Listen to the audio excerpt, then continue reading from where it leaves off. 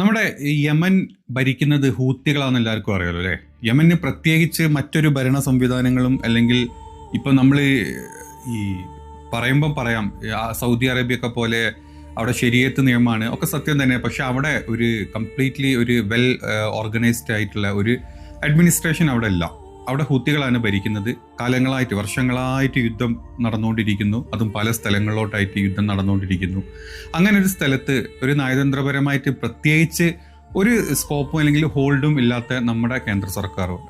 അതുകൊണ്ട് തന്നെ ഈ നിമിഷപ്രിയയുടെ കേസ് വരുന്ന സമയത്ത് കേന്ദ്ര സർക്കാരിന് നയതന്ത്രപരമായിട്ട് ഒരുപാട് ഇടപെട്ട് ഈ പറഞ്ഞ ആളെ മോചിപ്പിക്കാനോ അതല്ലെങ്കിൽ മറ്റു തരത്തിലുള്ള ഒരു ഈ എന്താ പറയാ വധശിക്ഷ സ്റ്റോപ്പ് ചെയ്യാനോ ഒക്കെ ഒരുപാട് പരിമിതികളുണ്ട്. അത് നമ്മൾ എത്ര പേർക്ക് അറിയും എന്നുള്ളത് അറിഞ്ഞുകൂടാ. കാരണം നമുക്കറിയാം ഹൂത്തികളാ ഭരിക്കുന്നത്. ഇപ്പോൾ ഹൂത്തികൾ ഇന്ത്യൻ അഡ്മിനിസ്ട്രേഷനുമായിട്ട് അത്ര അടുത്ത ഒരാളുകളൊന്നുമല്ല.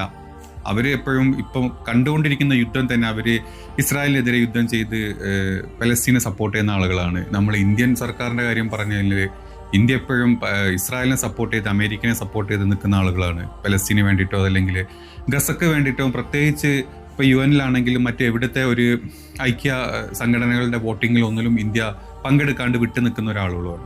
അതുകൊണ്ടൊക്കെ തന്നെ ഹൂത്തികളുടെ ഇടയിൽ എത്രത്തോളം ഇന്ത്യക്കൊരു ഇൻഫ്ലുവൻസ് ഉണ്ട് എന്നുള്ള കാര്യത്തിൽ ചിന്തിച്ചു കഴിഞ്ഞാൽ കുറച്ച് ബുദ്ധിമുട്ട് തന്നെയാണ്. റഹീമിന്റെ കേസും നിമിഷപ്രിയയുടെ കേസും രണ്ട് ലെവലിലാണ് നിൽക്കുന്നത്. ഒരിക്കലും നമുക്കിത് കമ്പയർ ചെയ്ത് പൈസ കൊടുത്ത് തീർക്കാൻ പറ്റും എന്ന് നമ്മുടെ നാട്ടിലെ വിശ്വഗുരുവിന്റെ ഭക്തന്മാരിങ്ങനെ പറഞ്ഞുകൊണ്ടിരിക്കാന്നല്ലാണ്ട് അവർക്കൊരു ചുക്കും ചുണ്ണാമ്പും ചെയ്യാൻ പറ്റിയില്ല. റഹീമിന്റെ കേസിലാണെങ്കിലും ഇപ്പൊ ഇവിടുത്തെ കേസിലാണെങ്കിലും അവർക്കൊന്നും ചെയ്യാൻ പറ്റിയില്ല എന്ന് നമുക്ക് വ്യക്തമായി തരാം. അതല്ലാത്ത ഇടപെടലുകൾ തന്നെയാണ് ഇതിൽ കാര്യമായിട്ടുള്ള എന്തെങ്കിലും കാര്യം കണ്ടെത്തിയത്. അതാണ് നമ്മൾ ഇപ്പൊ ഈ വീഡിയോയിൽ മെയിനായിട്ട് പറയാനും വിചാരിച്ചത്.